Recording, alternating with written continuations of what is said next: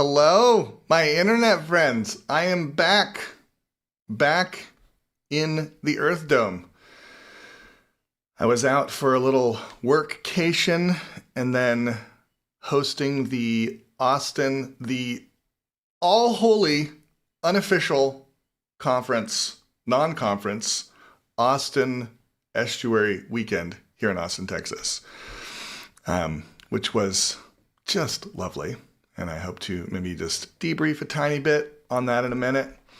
But to finish my preamble here, for those of you who don't know, this Earth Dome in my backyard here in Austin, Texas, is also known as my mystical driftwood fort on the sandy beach of the cosmic navel, where song runs through all reality. Hey, Dan. I see you out there.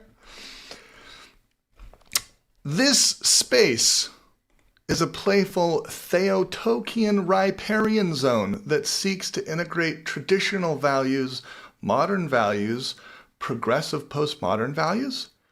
See how I did a little question at the end? Because progressive postmodern likes to question any hierarchy. And that which is emerging on the bleeding edge of the noosphere, postmodern values. Hey, Ezra. Yeah, you've been here, my friend. You have been here. If you want to join in the fun, I put a link in there. You're welcome to join on screen. Here at the Cosmic Navel, we play with the rope of paradox. A thrice braided rope that is sometimes tightened and sometimes loosened, depending on what the day calls for. Hey, Brian, glad you're spending your time the way you should be. Okay, here in the Cosmic Navel.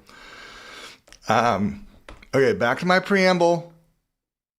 What the day calls for. With this rope, we swing from the rafters of our conceptual frameworks until we swing too high and need to find a bigger structure. Okay? With this rope, sometimes we just make fun knots so we can show off our mad skills. But we also use this rope to tie things together that we want to take with us in this life or the next. Okay? And so I'm going to start off, I'm going to enter the Cosmic Navel by playing a little tune. Oh, Skankenstein, you're coming in. Do you want thumbs up? Do you want to be on screen with me while I play this tune or not?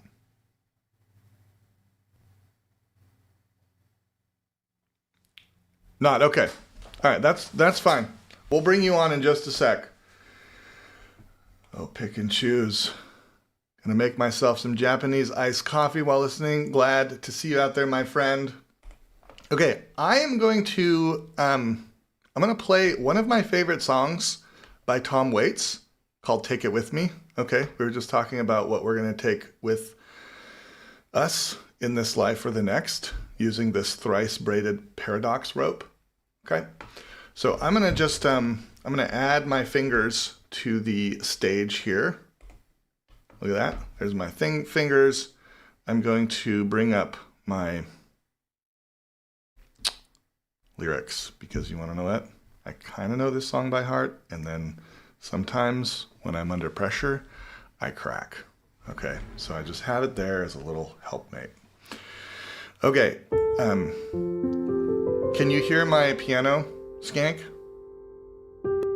Okay, we got thumbs up in the green room. All right, here we go.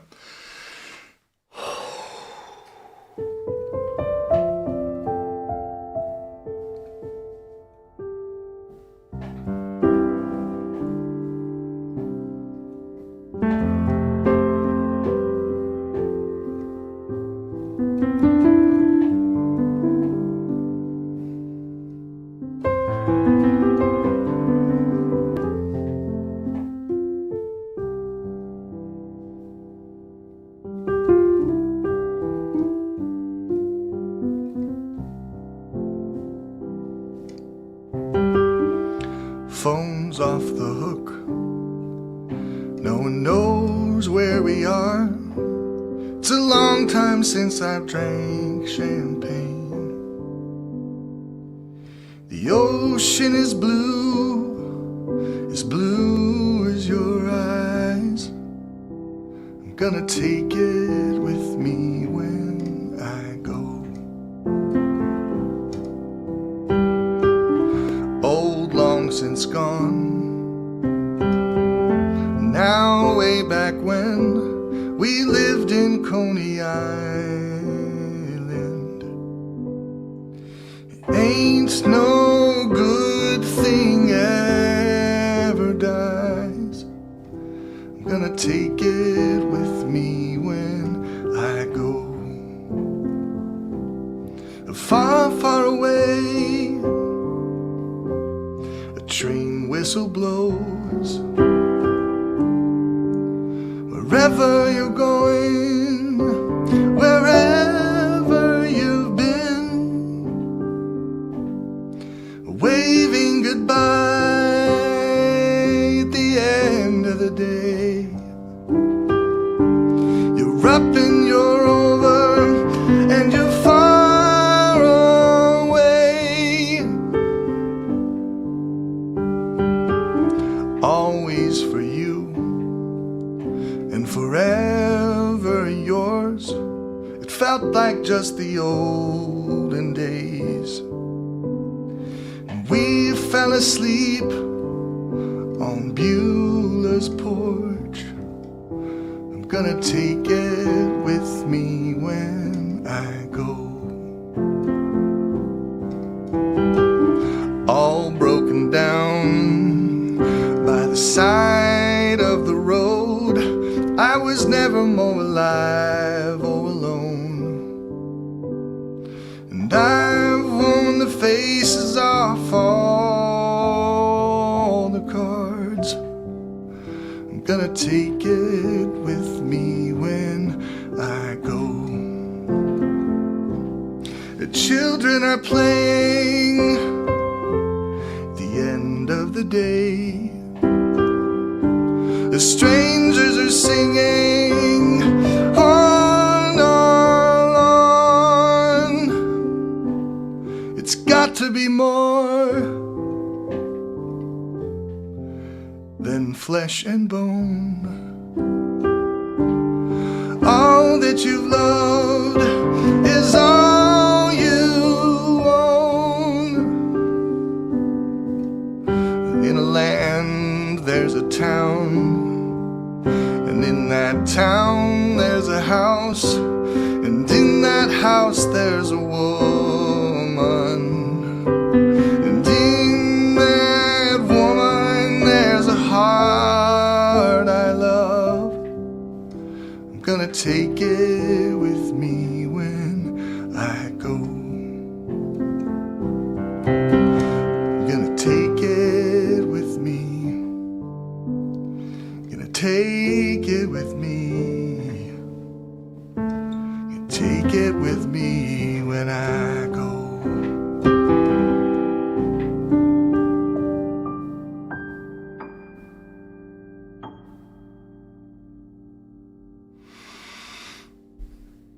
All right. We are officially in the Cosmic Navel. And we got Skank and Stein joining me on stage. Skank, what's up, my friend? How you doing, man? Good to see you.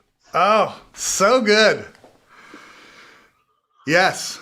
Man, what a fantastic, unexpectedly glorious weekend we had with Paul Vanderklay here in town. You have instilled so much FOMO in the rest of us. It was well done. Well done. Oh. And it sounds like you also nailed the big thing that a lot of people have been kind of moping about. It's just it seems like it was a under program rather than over program weekend, which is beautiful. Yes, and I have to give Luke Thompson a lot of credit for that because he's not too much, please. No, not too much. Oh my gosh, Luke, yes. Don't let it go to your head. But he's been kind of talking about doing something up there in the Midwest and riffing on the possibility of doing something that's not too like professionalized. Mm-hmm. And I mean, so part of it was he just like put that seed in my head. He planted that seed, and that combined with the fact that I was just like, I've been so overwhelmed with so many things I'm organizing this year that I ended up putting this Austin Estuary weekend off to the last minute. Like I literally didn't even send out an email until a month away. And we had people from Chicago. We had Ezra come down. We had Grim Grizz, come down from Oklahoma. We had Zach from Indianapolis. The entire Estuary group from Corpus Christi, which is like, a 4-hour drive from Austin. That's nothing in Texas, though. Yeah. Texas is absurd. Paul. Oh man, and here's the fun thing. Paul got to meet my family and my wife and child, and now my wife is like watching PVK videos. Like we even like sat down and for 10 minutes watched his kind of recap of yeah. So it's been all just wonderful. Fantastic, man. I mean, I have more to say about this, but I want to let kind of say hello to Ezra, who I've now been in this very cosmic driftwood fort. You've been to the Navel? He's been to the Navel. That is Wow. a great place. I can. You are super quiet, Ezra. Yeah, you're super quiet. That's what happens when you go to the Navel. You lose your Still voice. too quiet. You lose the need Okay. for words. Sorry, one of Yes. my preamp decided to turn into a distortion box recently. So You're good now. okay, all right. This Sherry. gotta go Sherry. right into the mic. Okay, so keep saying what you were saying. Yes, I've been to that place. It's real. It's wonderful, and yeah, it could not have been a better weekend. Really, it was quite incredible. And I think that these conferences, FOMO is an important part of how they work to make people want to become embodied in real life. So I don't Yes. shy away from doing that. Yes. And I mean, one of the things that just struck me throughout the entire weekend is how Estuary is a high trust community. Like we've been with each other into the depths of like disagreement. So when it comes to, I think, putting on one of these loosely organized conference weekends, it doesn't take much. I mean, people just want to be together. Like even Paul's in town, but they're not just here to see Paul. They're here to see each other. And you just provide a little bit of a framework for people to show up, and they know what to do. So it's like a lot of the heavy lifting is already done here in the TLC. You know what it feels like? It feels like, like Ezra, you've mentioned before how Grimm's revelation was like you're making advertisements for your friends. And it's like now we're staring through the box at these, like, instead of it being some random celebrity that, like, for some reason I know Emily Blunt and John Krasinski are married and they don't even know I exist, but like when I stare through the box and learn about Ezra's connection to Grimm or Skankenstein making balloons, there's like some way that I can actually in person connect with that. And it's like all of that celebrity culture gets properly positioned into something like reality that is mutually edifying. Friendship culture. Yes. Well, yeah, and I got the closest thing, I guess, to micro celebrity, which is that, one person came up and was like, "Hi, Ezra, I know you from the internet." Like, yeah. There were multiple For times once, I where don't have to awkwardly introduce myself and try to explain to you like what's going on with me. Oh my gosh. There were great. multiple times where I was sitting at a table with somebody kind of like going into my Rigel story. And they're like, "Oh, we've already heard this. We know. Get new material. I know. It's No. true, PBK. Joy. YouTuber's dream. Especially you have an exhausting intro story. It's just, I don't want to say it again and again and again. Yeah. Oh man. Yeah. And just I mean it was really I think probably my favorite. I mean, there's so many, I can't say a favorite, but a very sweet, surprisingly sweet part of this that I wasn't really expecting was my wife actually like meeting all of these people and like really just being intrigued and delighted by them. Like she met Grim Grizz and is like now like watches his channel, you know? And Grim is a little bit of a sweetheart underneath all of that grizzle. Okay. Of course. So that came through with like everybody. Sherry! Sherry. Hey. I was just thinking I should be interviewing you guys and then or those guys who were there and then Yeah.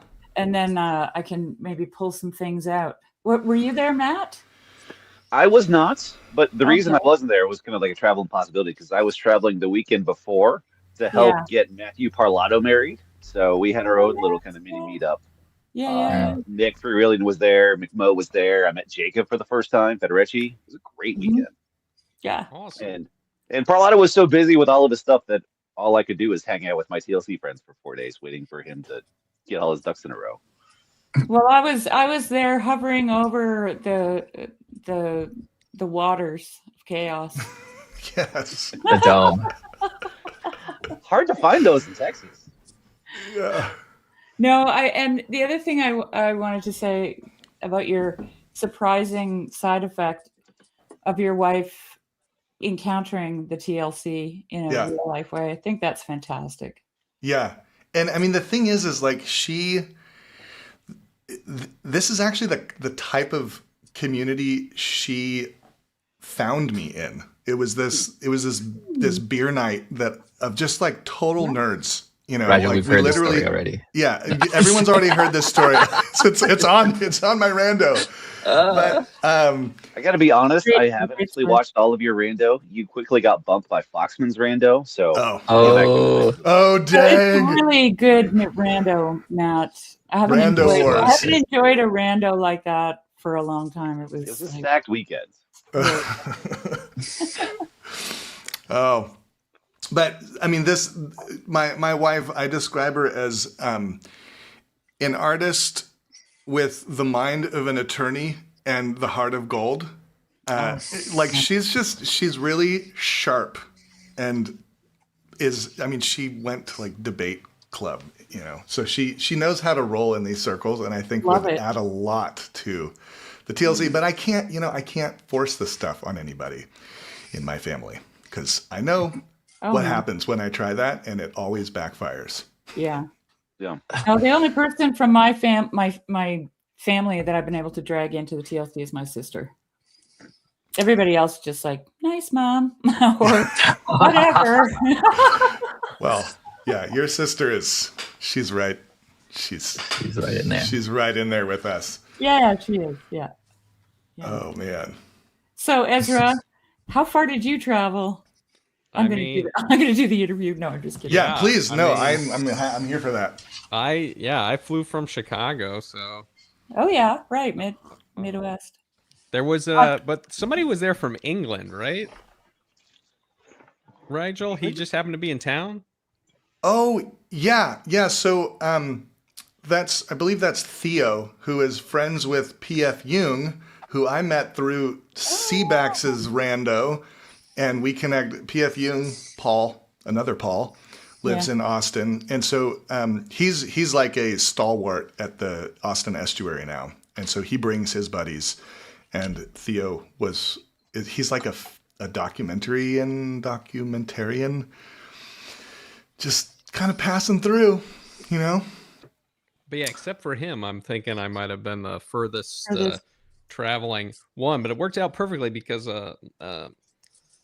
Allison and I were gonna go to Austin, but we canceled our trip. And then I had some like leftover, Points. airline money that I really wasn't gonna use. So I was like, "Ooh, I Yeah. can actually make this. Let's do it." And it So was did you the go perfect together? timing. Did you go with Allison? No, she didn't come, but yeah, but it just worked out well that I was able to even go, because I think if it was any later, I wouldn't have been able to. Mm-hmm. We're moving soon, so there's like a lot going on. Mm. But yeah, and I mean, I've only been doing the online thing for like 4 months or something on the Grizz show there, and Yeah, you jumped in like a Jumped in the cannonball. deep end. this was actually the first show I came on, but that was like 7 months ago or something. Yeah. Yeah. And Mm. heavy isolation for the decade before this, so this was very interesting, and it felt like a kind of culminating becoming real or something, because now it was like building some relationships in real life with people and that I knew through screens, so it was very cool. There's a Man. seasons. Yeah. Yeah, becoming real needs to be somebody's like memoir about TLC. I mean, that's become my main The sort real of boy. like thing I used to judge different online communities. Are they actually helping you on the path to becoming a real boy or not? Yeah. Mm-hmm. Yep.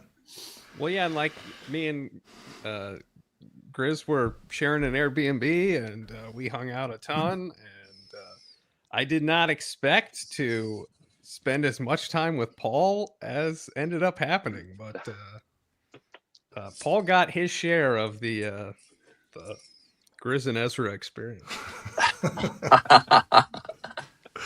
I enjoyed yours and Neil's follow-up afterwards. That was I haven't finished. delightfully. It was punctuated with many bits and asides and jokes, which made it all the more joyous. So thank you for that. Well, that Yeah. was so great because he happened to be in Houston and was able to come out just that night. Yeah. Yes. Yeah, I can't. I only got to interact with Neil a little bit, but man, that guy is a gem. He's just in person. It's even more, Even more Neo. even So- more Neil. Yeah. How many people were there, Rigel? Well, there were. So at the Austin Estuary, which is we do on Thursdays, we have kind of our normal group, which hovers around 15 to 18 people. But then we had like another 25 to 30 people who came in from out of town. And there were just a lot of people in Austin that didn't even know there was an estuary who are kind of PVK fans. So I think we'll have some new people in our group. And just really enjoyed That's a good meeting them all. turnout. That's Yeah. awesome. Yeah. And then, house party was probably 40, 50 people. And Wow. like my backyard this is like the kind of thing I've dreamed about for years. We kind of designed our entire, we have a pretty small house, but we've designed the spaces in such a way that it's really usable for parties. There's all these little like kind of nooks and crannies and separate buildings that people can go have conversations. So there was a conversation in the Earth Dome. There's a conversation in my wife's studio. There was a conversation in this little like, in between space. There was a conversation around a fire pit. There was like, and then that was just outside. And then there was inside several spots. And I think another kind of side effect of this being a high trust community is I was comfortable having internet strangers just traipse into my house with my child there. And he even had some friends, one of our facilitators from the group, they brought their kids. And so it really felt like a family experience, just having a little bit of that, like children weaving through.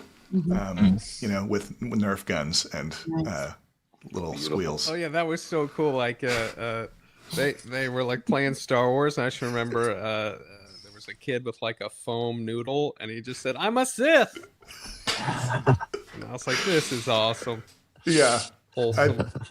yeah. So I've got one more question. Did you guys record Paul's talk? Is it recorded?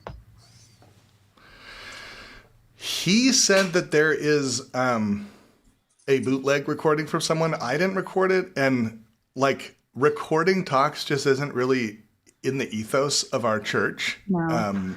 So unfortunately, I mean, unless we can, get a copy of that. Oh, it doesn't matter. I just wondered if yeah. it was out there. It's not like I mean, I haven't heard Paul talk before. yeah, yeah, exactly. What did he say? Yeah, what did he say? Surprise, surprise. Culture kids, you had to be there. Yeah.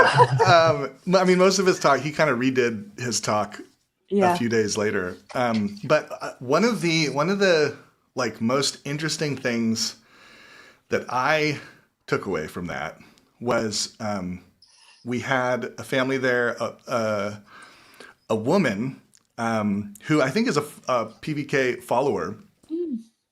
We got to the Q&A section, and Paul's talking about like how orthodoxy is so attractive to like young men and the rigor and all this stuff, and she was like, Paul, I would like to push back on you on this. Oh, yeah. And that was so delicious to me, because having been part of like this community that has mostly been kind of unidirectional when it comes to what conversation. It's in these situations, it's usually with a priest or with a deacon or some guest who is like an expert on some part of orthodoxy. And Jared Henderson, internet god Jared Henderson, has done an excellent job His of name like be praised. Yes, his name be praised. Has done an excellent job kind of like carving out a little bit of a space where high trust conversation can happen. And that was just modeled by this woman just like wanting to push back on this rigor thing that everyone's attracted to, because not everyone is attracted to the rigor. And I think Paul like took that and actually synthesized something with it. It's funny because when a couple of years ago, I had a conversation with Martin Shaw, and he asked me a similar question when he found out that he didn't know at the outset that I had become an Orthodox Christian. And but then he asked me, he said, well, I'm really curious, like,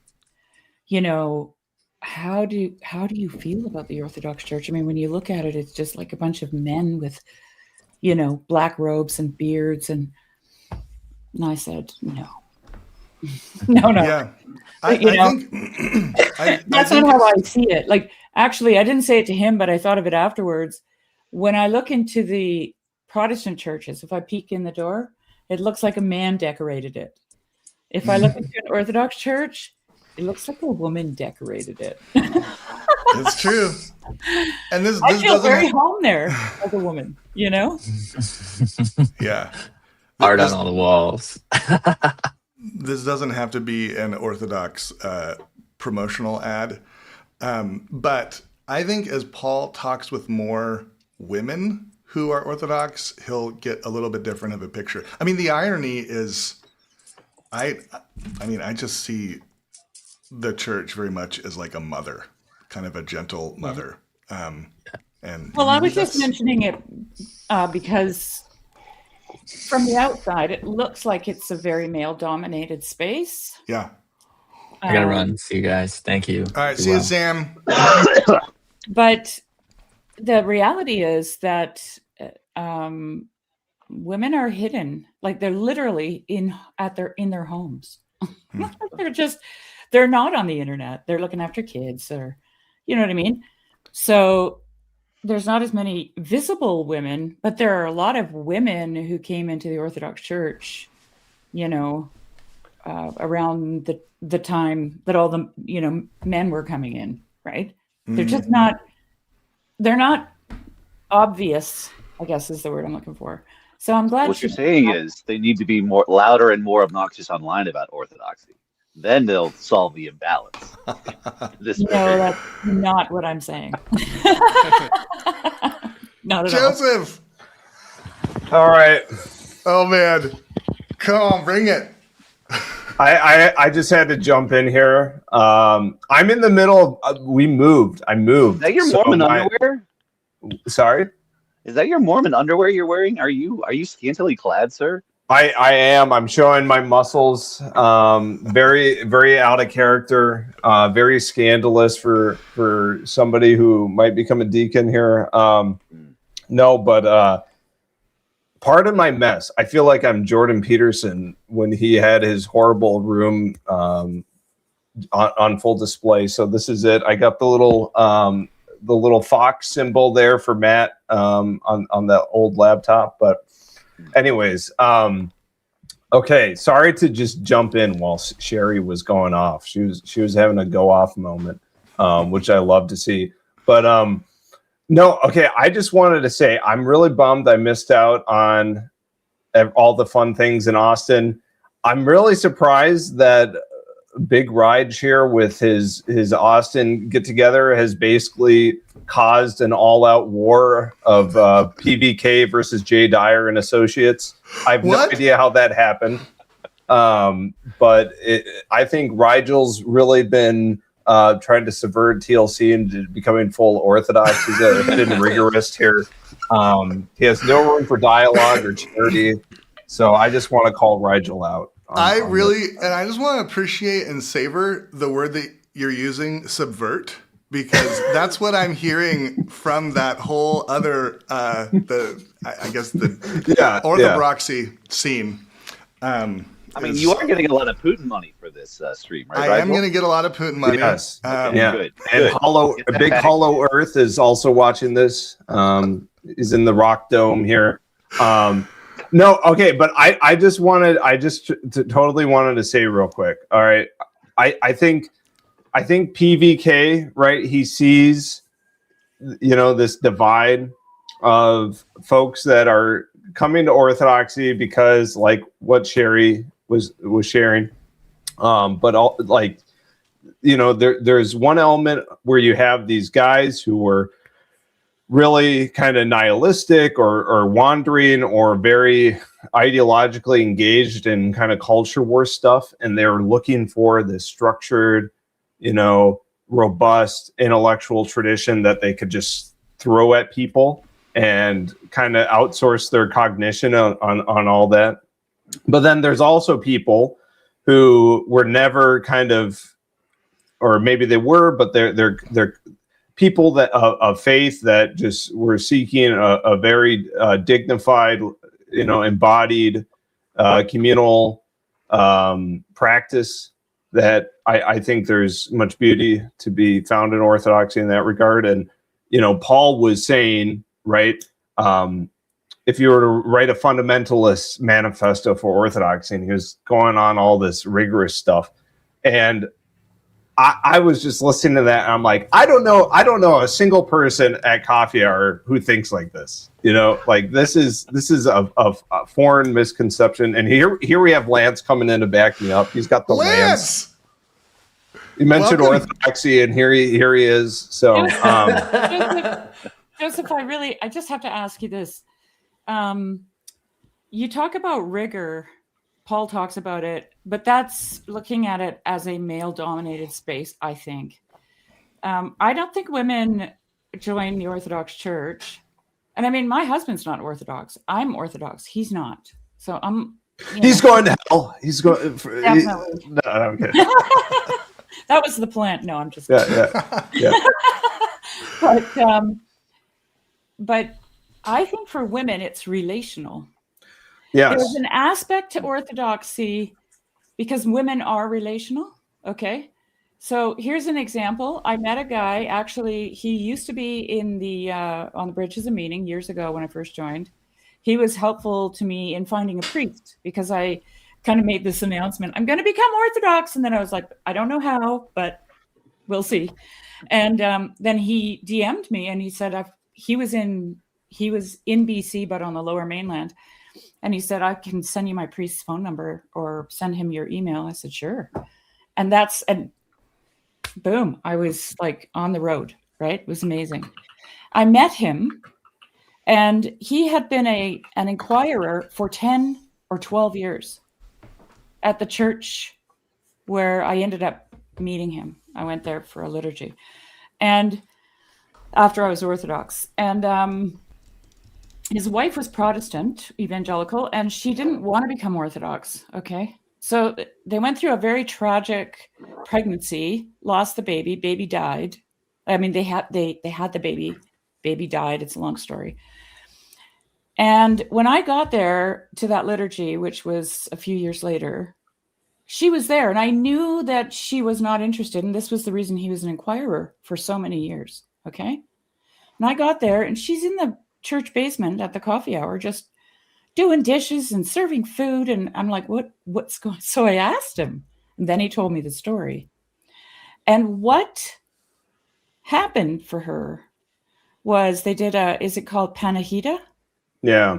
For the baby. Yeah. Many prayers were said. And maybe you can explain, Joseph, because I'm not as fluent, but what a Panahida is, just quickly. Yeah. So I assume this this was after liturgy, or did you say when they did the Panahida? Yeah. I don't know. I wasn't there for it. Okay. Yeah. So usually there's there will be a service of the 5 loaves, kind of reminiscent to the Sermon on the Mount, feeding the 5,000, right? 5 loaves multiplied. And so this will just kind of be a small service that is said either at the end of liturgy or usually just because, that's when everyone's there. But Vespers, whatever. And they'll have just a small prayer service for either in Thanksgiving or praying for, in this case, because it was the child baptized. Mm-hmm. Yeah, I think that's probably why they did that, because they couldn't do a memorial service. That's right. Because he wasn't baptized, and she sorry. I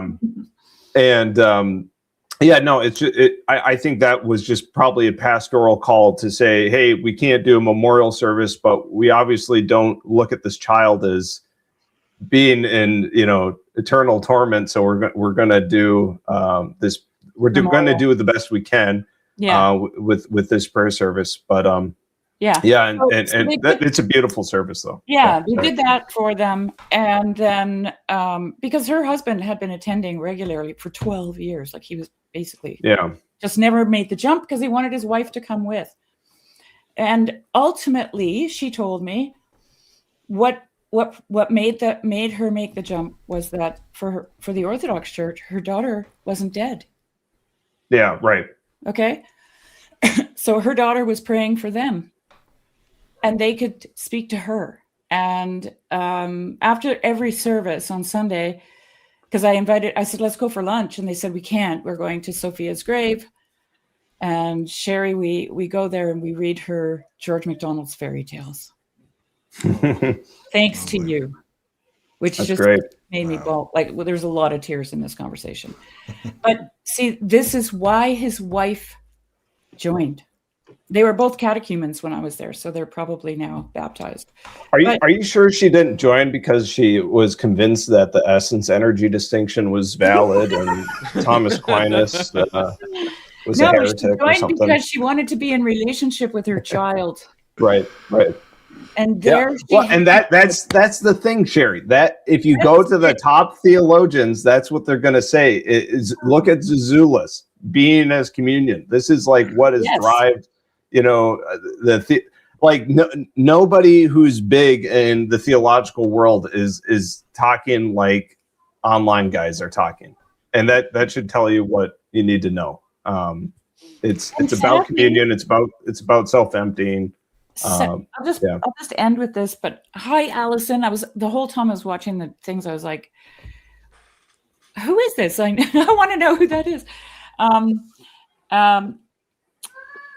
Sadly, she didn't find that in the Protestant church, which I found a little like. I remember when she told me the story and how she became an Orthodox Christian and why.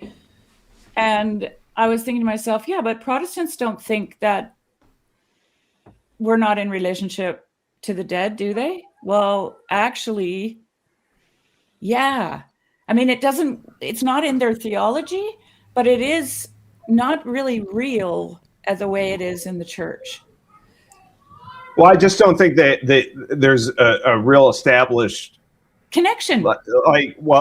I'm not gonna dunk on Matthew here. It's more like, I'm curious. It's like when someone dies, you would say, I'm praying for the family. Like, you don't just, in like a Protestant setting, it's kind of like, oh, what do we do about the person that died? It's like, oh, I'm not praying for so-and-so's soul, or it's like there isn't this, I think because this overhang of the Reformation coming out of the indulgence world and all this stuff, they kind of lost this, I don't know, this liturgical binding around what do we do after someone dies. They don't think you should talk to the dead. All right. Yeah, I want to hear from Matt. I mean, sure. If this is what we want to get into here. Yeah. But it's fair that it's fair to say that we do see, like, binary is a little bit wrong, but there is something irresolvable about the translation from life to death, and so some of our adjustments have been noting that like there is no more, as we understand, that we can do to affect the progress of the soul. Now that they have moved on to the other side. So. But I don't know if it's as much about influencing the scales as much as just, okay, for example, before Lent starts, there's this whole orchestra of services, and we always have 3 Saturdays of Souls where we remember all of those in the church that came before us, and how, we understand they're not dead because God's not the dead, or our God is not the God of the dead, right? He's the God of the living. And we still have this communion with the church triumphant, right, in heaven. And like same with Pentecost, there's a Saturday of Souls to remind us of this communion. And I think that is the thing that's difficult, is because it's kind of been lost because it was this overreaction to the communion of the saints in the West, right? And it's much broader than just a cult of the saints. It's like of everybody who's ever lived in the church. It's like we still have this connection. Like somebody who just passed away at my church, who's a legend, and it's not like, all right, well, see ya at Judgment Day, Dan sucks, there's nothing to us anymore, but it's just like all right, wait, yeah, sorry. I want to just let everyone know that we have a line now to get into the Cosmic Navel, also known as my mystical driftwood fort on the sandy beach of the Cosmic Navel. Sorry, I didn't do that right. So just want to let you all know that we do have Lance and David Busitil. Oh, I'll go. No, but you guys can come back. Thank you, Rigel. Okay, but stay and come back. All right, we're letting Lance and David in, and I haven't heard from Michael. Michael, this is like the first time I've seen you. Who are you? And what's long bubbling time up? Listener, first time caller. It's good to be here. I've kind of been in like different, I guess, corners within the corner, and found wheels within wheels.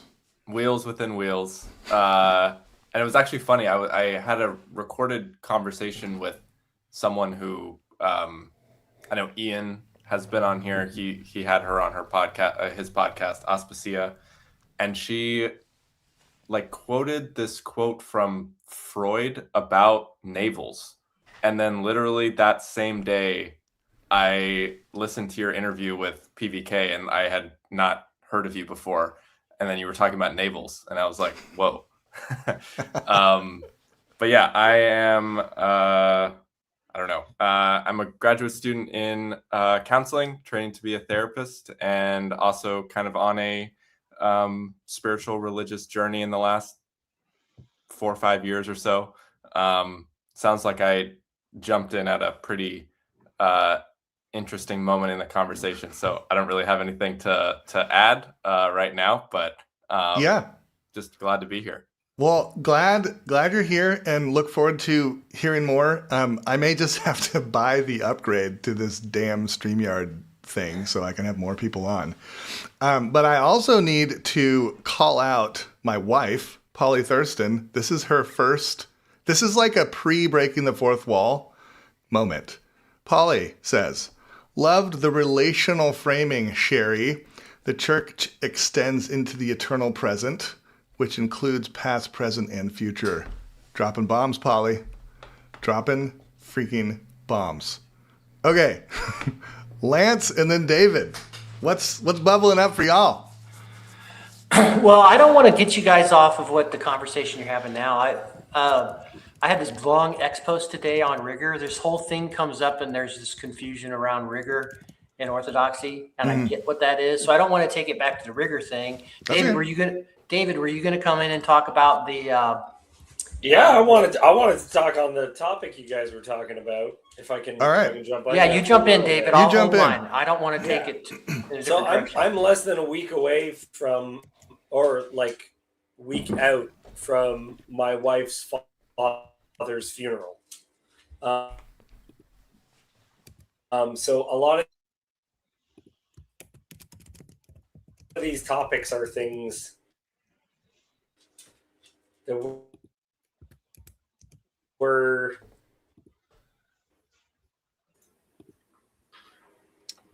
Did I come back? Am I back? You're back yeah. now. Sorry, I thought I was gone. Yeah, you were gone for a sec. You're saying something about a lot of these topics. Yeah. Yeah, my wife's father died less than a month ago, and this past Sunday.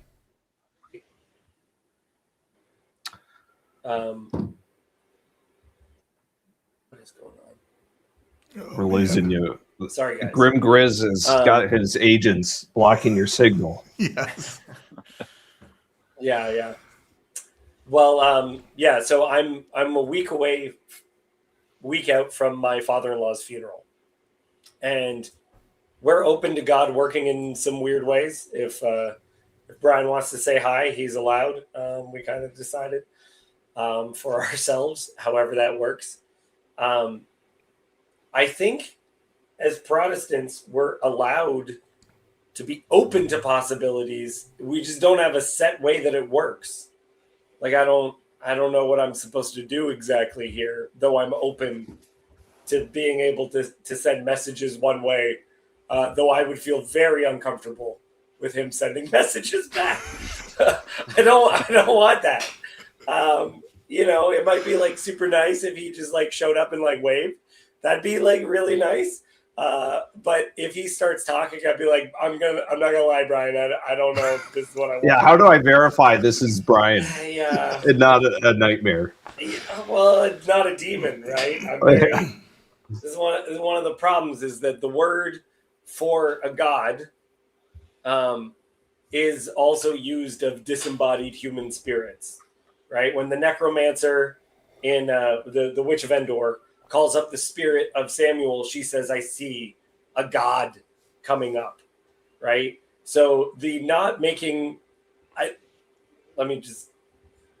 don't fully have a problem with icons, but there's a part of me that says that making images of humans was also part of that prohibition. And in the New Testament, we're told to stay away from idols. Like that's in the New Testament. It's not like, well, it's okay if there's an image involved now. I'm still kind of uncomfortable about the idea of talking to him, even though that'd be like super nice. if we had like an icon of Brian. He was a great dude. He was really a good dude. And it was a funeral where people would have been like, wow. Like I actually said to my wife, it feels like a conversation about someone who died, but died as a martyr. And you like have full assurance of where they're going and everything. This was a good sacrificial man who sought after Christ every chance he had. So am I wrong? Should I make an icon to Brian? No, I would personally not make an icon of your deceased relative. But I think, something that you sneaky Protestants can just steal is this idea of a memorial service, or where it's like, okay, it's been 40 days after his death. Let's gather together and pray and thank God for our time with Brian and all the good that was done through him. A year after his death, you can pray and reiterate that, right? That's something that just continues this reality that you are still united in Christ. And it doesn't need to be a seance where you're like you said, where we're trying to get Endoring in here. But yeah.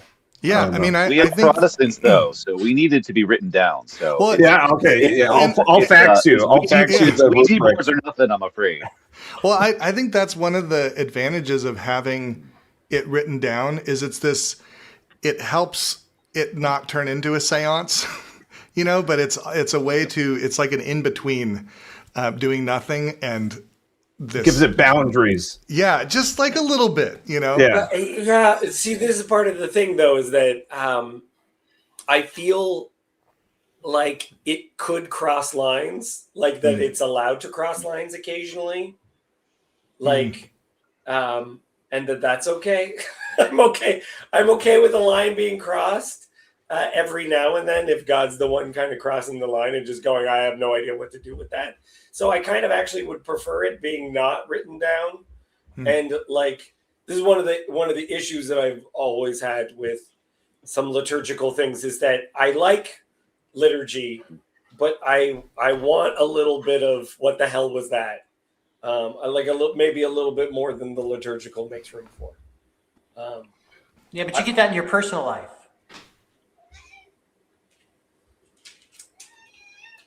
Yeah. Okay. Do I get? No, I'm just saying that's the reality of how it works, right? So you have all this liturgical stuff, and you enter into these practices. And what's really amazing, I think, about the Orthodox Church, that as I've just watched it, like from birth and the baptism, you've got these 40 days, and then the wife and if they do it, like the mom and the baby stay away, and then they bring the baby in, and then they do the baptism. You've got the marriages, and then the funeral is done right there in the church, and there are these services. There's the night before the actual funeral, then there's the funeral, and then you come like Joseph mentioned, and like 40 days later, you kind of come back, and you have these prayers where you're remembering people. And then in our church, a lot of people every year on the death of the anniversary, they I can't remember, they make this cake, and then it gets blessed. There we go, and then it's blessed, and it's part of the service.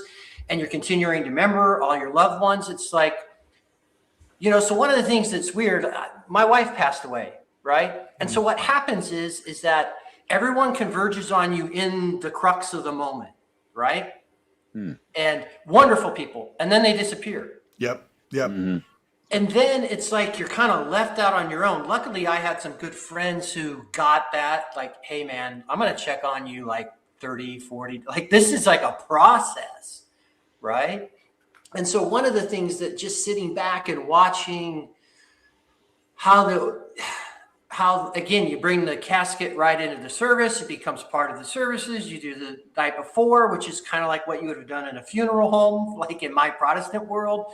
Then you have this service where there's a prayer at the funeral service, but you just, like, your family members are not gone, and it's not like you're doing this seance and Uncle Bob's going to start talking, from whatever. It's not that. Now, God can do it. I'm a charismatic guy. Like, God could do about anything, anywhere, but it's just this really healthy, like you don't run from death. It's like part of it. You continue to recognize all your family members. And if you would read the prayers, it just makes complete sense, right? Like you're just praying for these people. And again, God is the God of the living and not of the dead. And so anyway, it's just really healthy, like everything from birth to baptism, to marriage, to the funeral, to the, like, you just realize that your family members are still your family members. And then they're also still part of the church. Like when you die, you're not gone. And they don't overly, like we have this concept of sleep in Orthodoxy. Like there's this whole thing, and there's this continual participation with God, and you're, further up, further inning all the time, because God's infinite, you'll never catch up, but there's all this sort of thing. So it just seems to match this really natural cycle, right? And it really kind of struck me. It's like, oh man, like everything's included in the liturgies of the church. Like it's a way of life. And so I found it really cool. And, and it just really just comes down to the kind of the transactional thing that I understand why Protestants needed to take a stand with where they were at within like the indulgences and the purgatory and stuff like that. We're like, hey man, we're not that. So we got to go here. And sometimes you throw the baby out with the bathwater on some of that stuff, right? And so it becomes this transactional thing. You're either in or you're out, right? You get it right here. You got the answers to the test during this life. If you get it wrong, boom, you're going up or you're going down. Like that's got to be the way it works out, right? And so versus like where we talk about big tent and a little more freedom in that. But I get it. And I would just say, listen, this is not me bagging on my Protestant friends. So what was really helpful for me after my wife passed away, I had a really good close friend, and I had a couple other people, and generally they were people who had gone through great loss, who would show up 40, 50, 60 days later and just say, hey man, I'm here. Like a lot of it was just like even still sitting shiva or something. They'd be like, yeah, how you doing? You know what I mean? Hey, I'm just going to sit here for a while. If you want to talk, great. Not, I brought her some food, just that kind of sense of realizing this is a struggle for a long time. Right. Yeah, I'll just say one last thing, and I'll make some space here for the line. The cosmic Navel's always popping these days, but I think this is kind of a perennial, universal impulse in humanity to not accept that death is just the totality of existence, and that there is this chain that unites all of us, but especially those we love, even after they pass. And I just look at what Christianity historically has done is put all this in the right framing, where it's not some sort of ancestral worship. It's not this necromancy. It's not whatever you want to call it. But that this is just a human desire and impulse to not have death be the winner at the end of the day. And I think we always got to remember that that is the case, that death has lost and will continue to stack up L's until Judgment Day. So let's be bold in that. So all right, I'm out. Thank you, Big Raj. Thanks, Joseph. Always a pleasure to see you. I'm gonna bring Sherry and on. One last thing. May the soul of Brian enjoy the pleasures of paradise in the presence of God and His saints, and may his memory be eternal. So hang in there, Brian or David, and your wife and your family. And I'm sorry for your loss. So amen. Thank you, Joseph. Yeah, Amen. And with your wife as well, Lance. Let's not forget her. But anyways, all right, take care, fellas. All right, I'm gonna let Sherry in to read a poem, and I just have to say while I'm bringing Sherry on, I was debriefing with one of our volunteer facilitators from the Austin Estuary group, and she was telling me about this very wide breadth of diversity of thought within her group. She started with an icebreaker of just like, so what brings you joy in life? And one woman was like, everything brings me joy. And another person who y'all can guess, I'm not going to call him out. He was like, the sweet promise of death.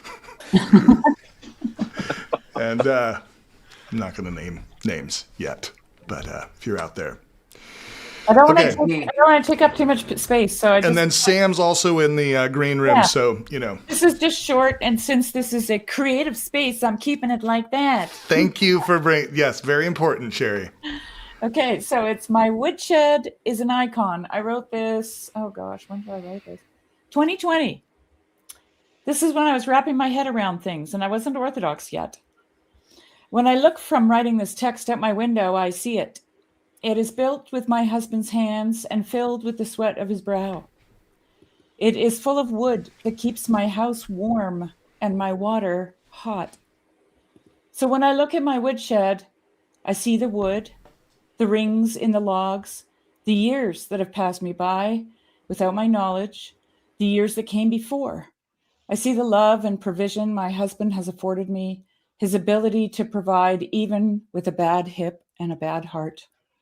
I also see his diligence and care for the details as the wood is stacked up so precisely and forms a mural of sorts. A picture of love, of never,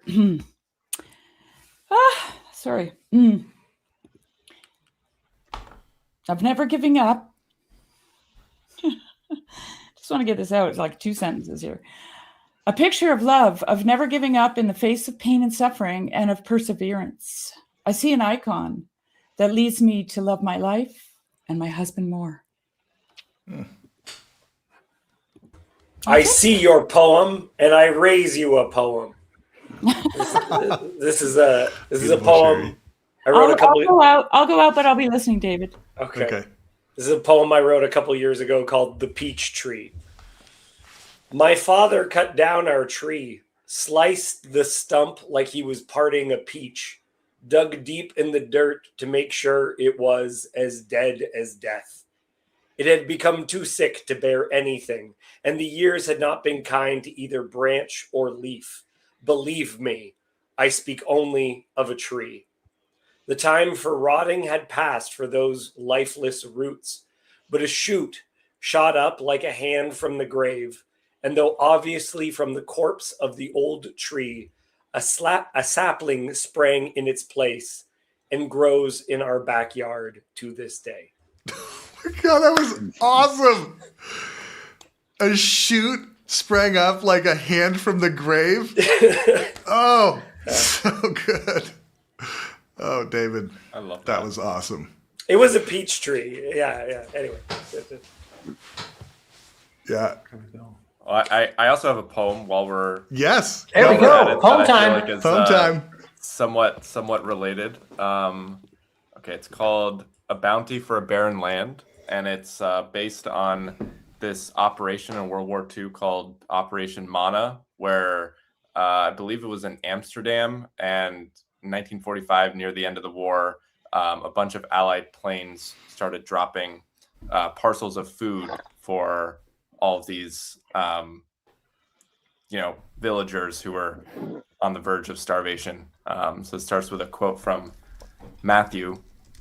Still other seed fell on good soil where it produced a crop 160 or 30 times what was sown. Whoever has ears, let them hear. At night, Luftwaffes wail like hyenas, rounding up their cackle for a hunt, echoed by villagers cramming into crawl spaces as the enemy's shrieking laughter crescendos. Huddling together, willowy arms clasp frail shoulders as rickety ribs pierce into obliques. Teeth's chattering and porcelain's rattling chafes against, in a sentimental mood's minor key. This is war's hidden holding pattern. The victory of a new morn is as hollow as stomachs crying out for pea soup with good company. Crackling maggots swarm spoiled bread. Empty are daily promises of peace. Words decay into putrid static. Sun's rays caress the horizon as a fresh sound breaks the winter's doldrums, a humming that doesn't suffocate skies, but rains down new gifts from on high. Not bombs, but provisionary parcels. Mana. Pilots release their clutch on gunneries and unclench their jaws, softening to scenes below as thrown hats of companions soothe the battered sky. Mothers share pain perdu and tinned apricots with daughters. Cracked hands held by babes is eternal grain. Ooh. That last line. Beautiful. Thanks, Michael. Thank you. Did you? Sorry, Michael. Did you write that one? I did. Yeah. Fairly, I think a few months ago. Yeah. Wow. A lot of beauty in the All Cosmic right. Navel today. Yeah, I wanted Lance. to, yeah, so I want this whole rigor thing that's been going around, right? So Paul's been tapping on that, and you know, having lived within it, like, so there's this, people confuse orthodoxy with rigor, right? But it's kind of the same paradox of discipline brings freedom, right? We all know that in our own personal lives, right?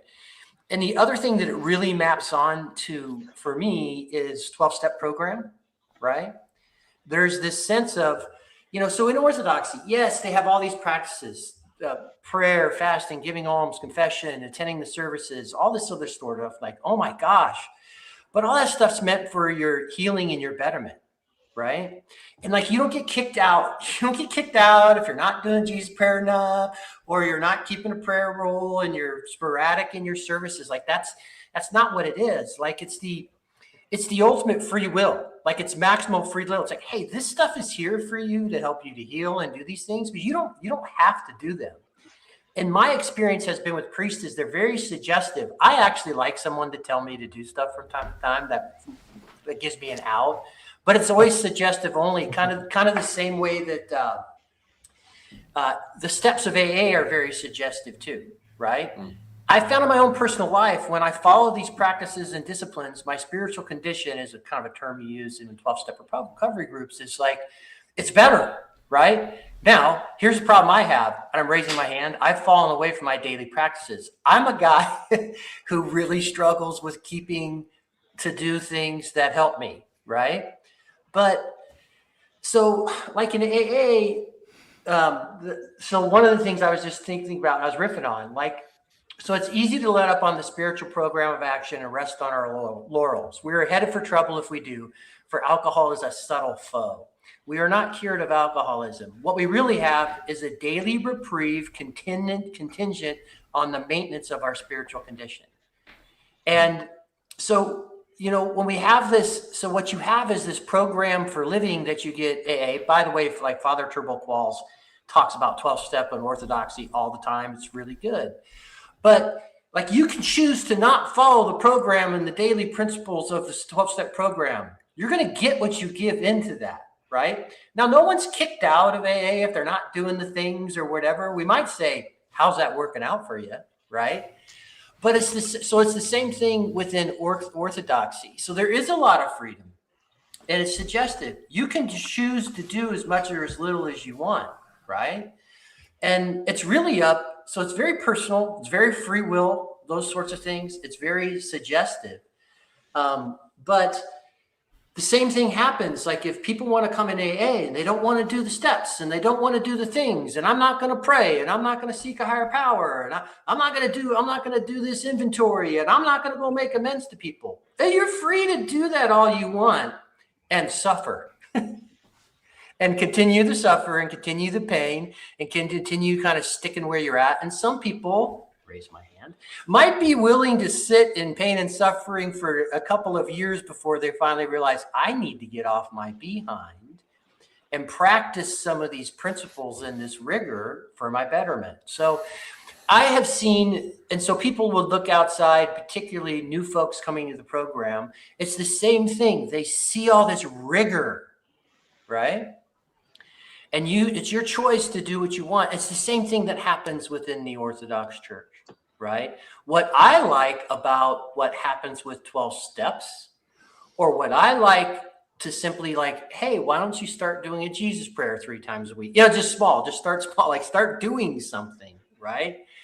Is what I've found is if you give people the scaffolding to where they can follow these well-known kind of principles and practices, what happens is when you're lost and you don't know what to do, is it gives you the capability. It gives you, again, like I've had the sense that you have this scaffolding, you rely on people that have gone before you, and you say, okay, I don't want to do this dang thing, but I'm going to start doing it. And then you start doing it, and lo and behold, things happen to you. And you start being transformed, and you're like, oh my gosh. So any rate, as all this stuff has been coming up or whatever, I understand why it seems like rigorous from the outside, but that's not the case. Now, I would say, and I'll stop with this. So I gave this example on X when I was responding to Paul, was like, so my very first, and Sherry knows this about me. So my very first Great Lent, I wasn't missing a service. I was keeping a perfect fast, man. I was doing all the things, and my priest was really great. And he saw me, he pulled me aside about 2 weeks in. He's like, really love seeing you. It's amazing. I love your heart and your zeal. He'd say, maybe it'd be good if you missed a few services, and maybe be good for, just don't try and do a perfect fast right now. Why don't you, a few days, I think it'd be good for you with your family. Just, why don't you just not do that? Well, what was he seeing in me? I was a guy who was a perfectionist doing all this stuff. And he's like, whoa, slow your roll a little bit. It's not about doing all these things, right? Those sorts of things. And at the same time, another friend of mine who had started, it was a little more not showing up. He had told him, maybe you should try to attend some more services. Like, maybe you should try to fast at least a couple days a week. So it's that right? It's that very personal thing. Do you need a kick in the butt, a pat on the back, and so on and so forth. So at any rate, I had to get that out. I've been thinking about it and writing about it all week. But I think it's important for context. Yeah, I think that's great, Lance. And one of the big, I think, overlaps with 12 steps is just the saying, keep showing up. Because it's like this embodied reality that is actually doing the transforming, not necessarily. Well, you know how that translates into my life, because I don't go to church and I don't go to AA. I have to keep showing up for my life. That's my church. I have to keep showing up for that, like with enthusiasm. Let me tell you, it's not always good morning. But anyway, I just wanted to read one more poem. Please. This is not by me. This is by David White, who I love. In writing about trees, the hand should burst 1,000 leaves on the page, or spread in silhouette the curled branches between words, so that as we read the white hollows between words, can be the wind, or in certain poems, stillness, so that as eyes descend the page, smoke rises straight toward heaven. As the lines descend down to the roots, the page is straining so that the lower square of paper seethes with immensity, unable to be moved, only tugged or hurled massively over when the page turns, when the hand does touch the paper.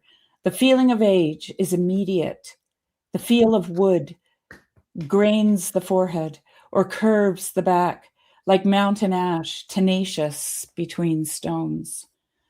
By the last line, we sink our weight through dreams of earth, holding the ground for 100 years of time, unable to forget a promise with the land, to breathe, and with our arms hold heaven close to earth.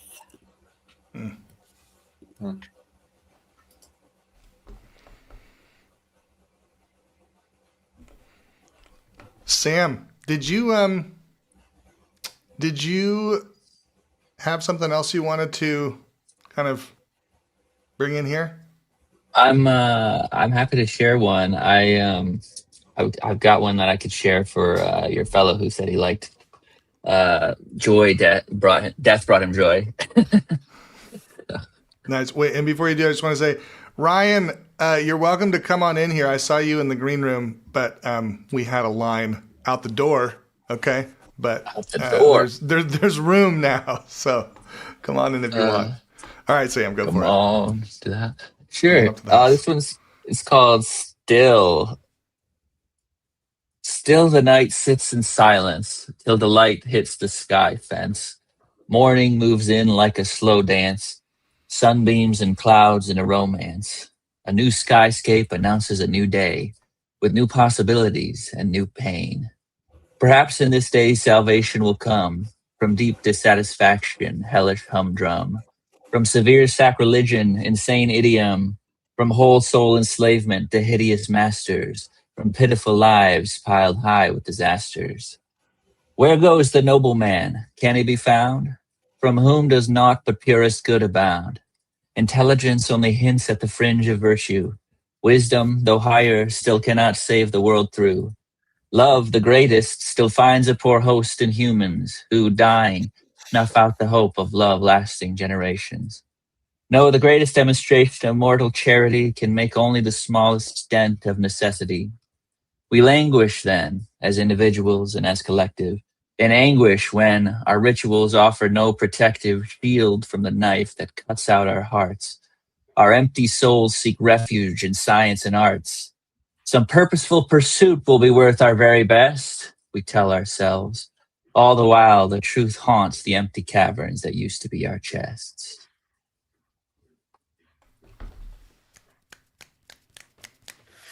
Beautiful, Sam. Thank you.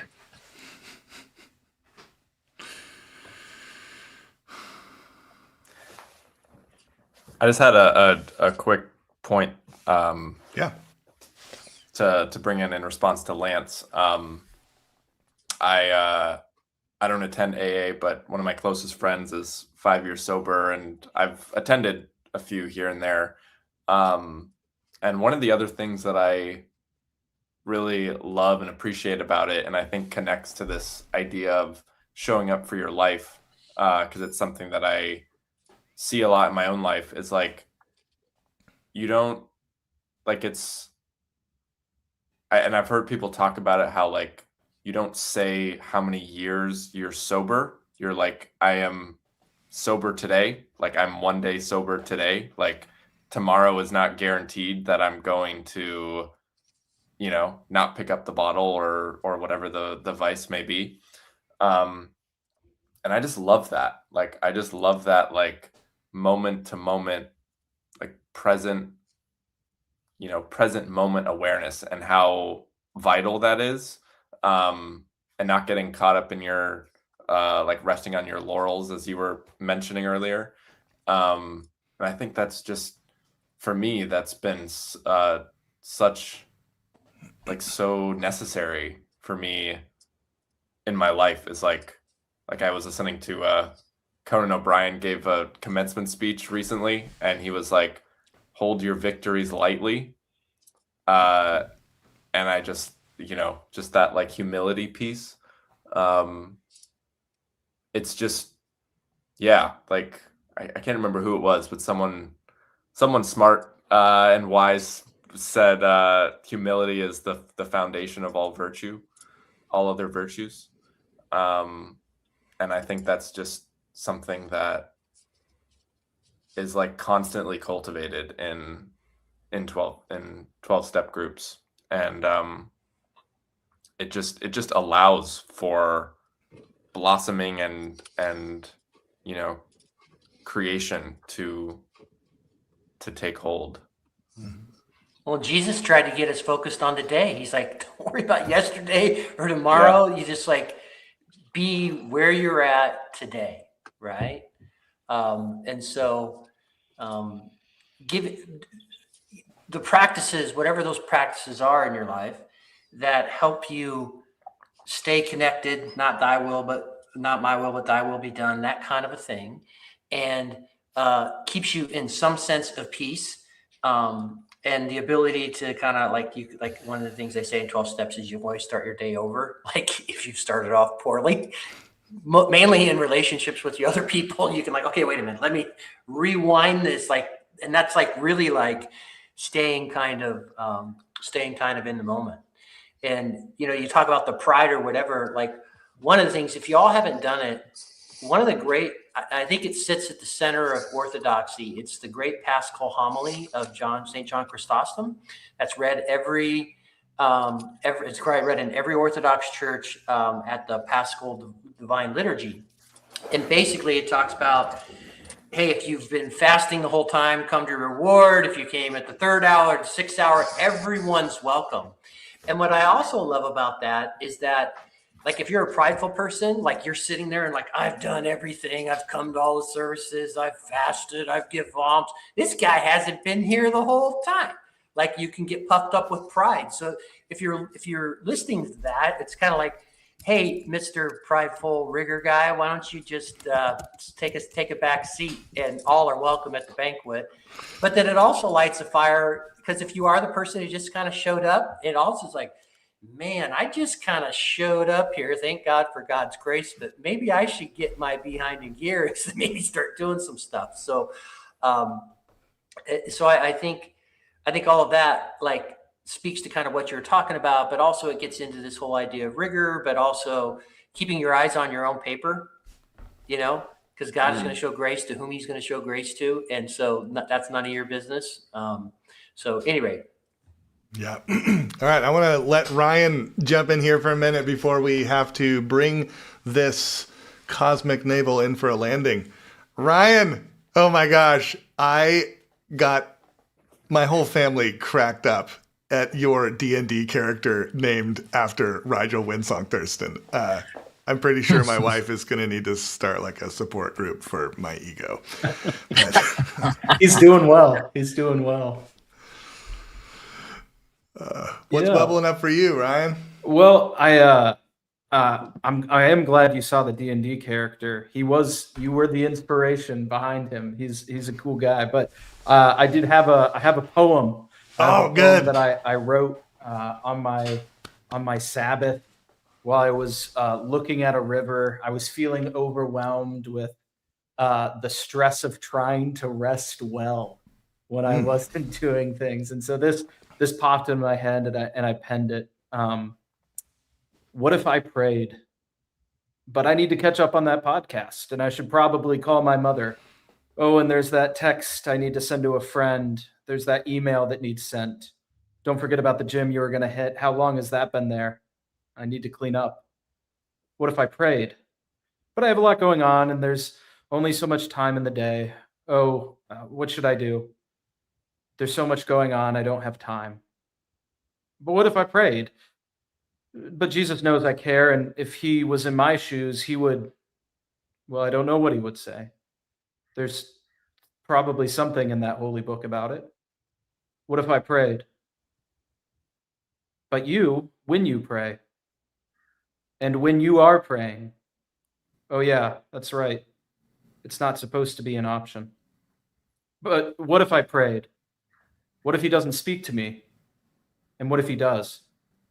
What if I prayed? But what if I'm alone? What if I prayed? Come, Holy Spirit. Hey, son.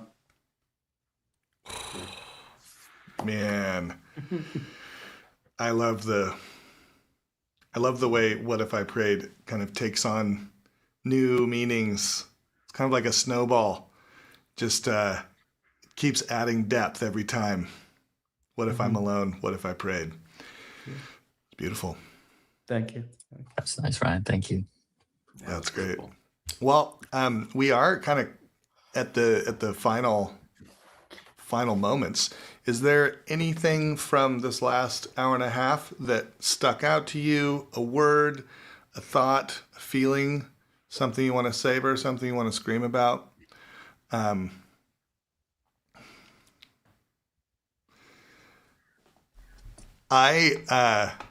want to share just a photo that is out there on the internet, but I want to share a photo from it was the post-Paul party after his talk. After his talk, everyone like who wanted to stick around went to Vespers. And then after Vespers, we just stayed on church property. And I just happened to have like more alcohol than I started with at our house party. So I just brought all that up. And we're out just hanging around.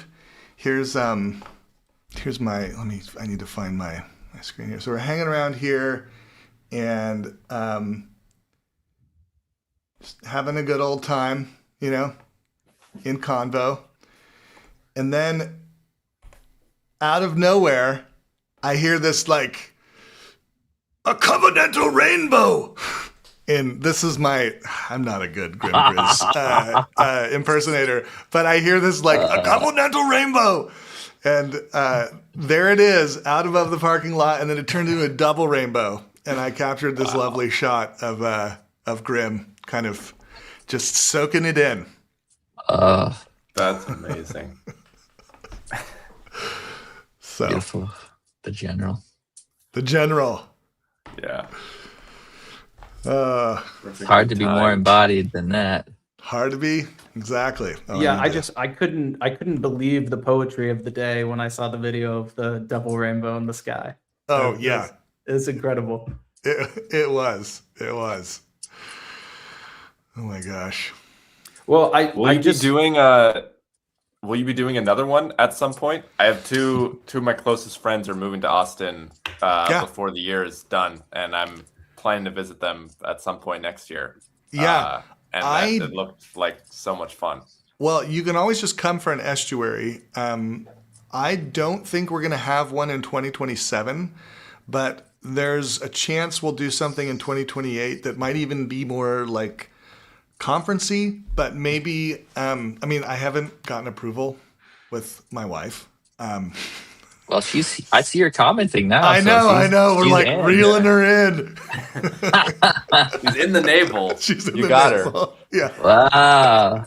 That's impressive work, though, that your wife is now commenting on the TLC. I mean, I'm proud of you, man. Has anyone done that before? Is there like if the wife's interested ahead of time, I understand. Ezra, you and your wife, that's wonderful, beautiful. Good for you.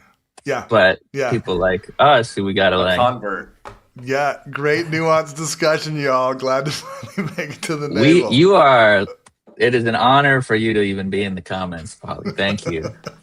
Fellow UX designer too. I hear you do that some work, so maybe we can talk sometime. But she's VP of creative.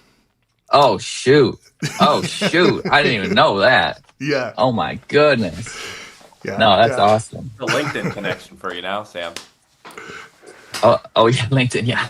That's when I play the whole time. I gotta expand my network, so I'm always hireable. Okay, was Ryan? You're about to say something, right? Well, I just wanted to thank you for creating this space, and everyone that I've talked to was singing your accolades and how just wonderfully kind and compassionate you are. So thank you for all that. I hope to interact with you more and hear more of your thoughts and your world. I'm here for it. And I do love just soaking in the praise of me. Like, I'm not gonna lie. I almost feel like it's a humble act somehow. I'm like, somehow there's a thread of humility in there. Sure. I just need to rationalize it the right way. Is there some other nickname for you? I heard that people were saying, I feel like a nickname for you came out of this weekend event. So Paul Vanderklay said that he's the godfather to many, and I was trying to get the godfather sticking with Rigel. I want to see some Godfather Rigel crossovers.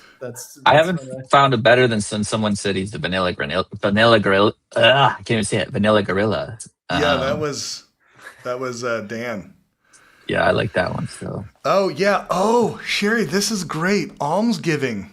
It's about accepting gifts too, Rigel. Yes. There you go. Yep. Well, faithful are the wounds of friends. So, Rigel, I think you suck. Basically, I'm just trying to bring you down a notch. Thank you, Sam. Thank you.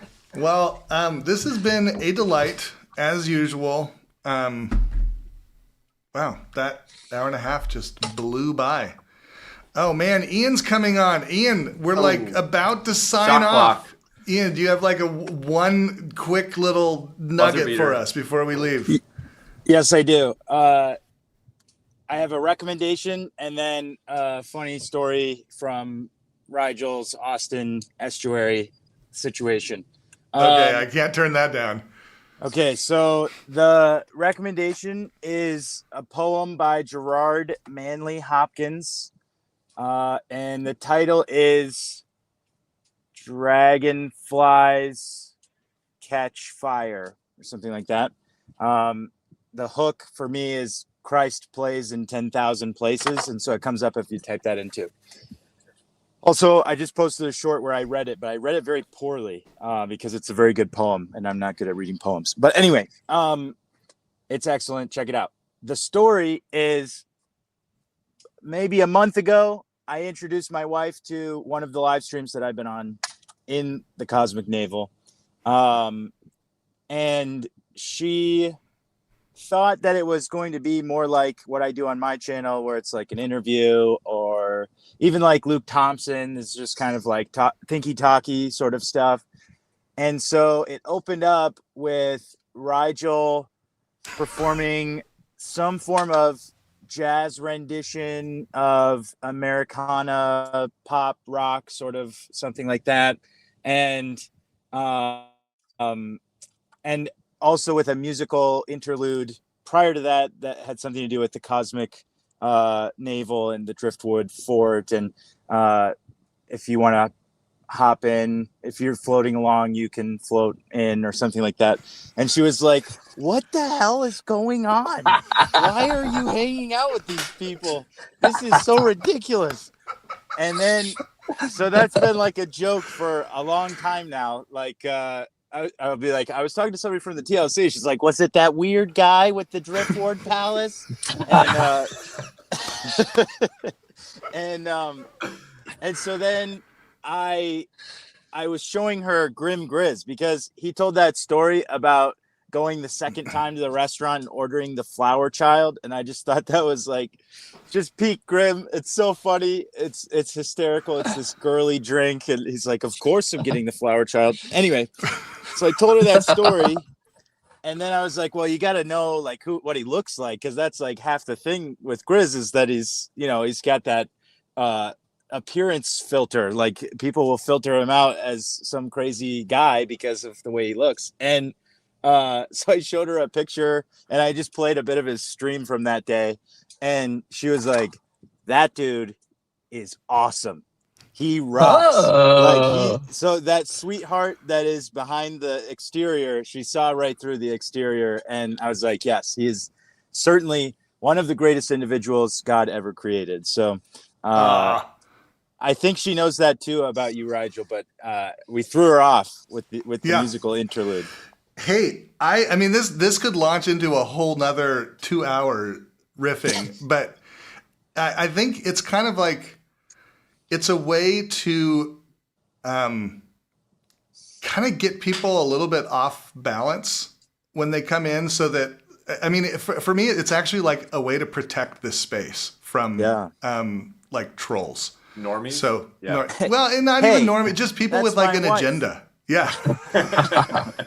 But once she sees through it, it's like it's actually a doorway. Yes. Anyway, that's what I had. I enjoyed the whole stream. I thought we were dangerously close to tipping over into the Cosmic Navel as an Orthobrox show, but we dodged that bullet. Dodge that bullet. I know. That's why, I mean, and that's why we have like poetry and other things that are welcome to poetry, just break up the overly agreeable orthodoxy stuff. Okay. Lovely. All right. Seeing you all. I have to Good go. to see you. Be well. Be well. See you next time in the eternal present, Rigel. in this groundless ground. And all of you. Good to meet you, Michael. Bye. Take care. Michael. Hey, and thanks for jumping in with poetry. That was awesome. Yeah. I'm a awesome NorCal bro. So when I heard you were from Fort Bragg, I was like, oh, this is like a kindred spirit. Wait, you're from Fort Bragg? I'm not from Fort Bragg. I'm from Silicon Valley. So I know Okay. it's very different culture. But one of my best camping experiences ever was in the Jenner Headlands. Awesome. I just love it over there. Oh, Bodega Bay, Russian River. Yep. Yeah. Well, we'll have to catch up on all that next time. Yeah, absolutely. Take care, Take care. Michael. Bye. Bye.